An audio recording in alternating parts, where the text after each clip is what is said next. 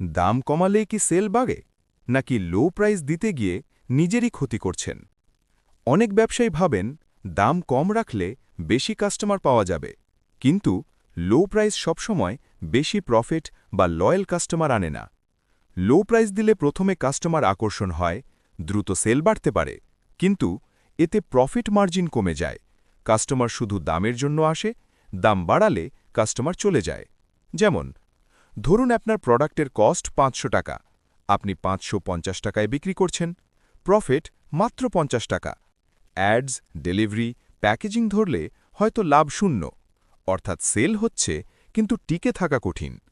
তাহলে কি করবেন? লো প্রাইস না, স্মার্ট প্রাইসিং করুন, ভ্যালু দেখান, ব্র্যান্ডিং করুন, কোয়ালিটি বজায় রাখুন, টার্গেট কাস্টমার ঠিক করুন। মনে রাখবেন, সব কাস্টমার চিপ জিনিস খোঁজে না, অনেকেই কোয়ালিটির জন্য বেশি দাম দিতে রাজি।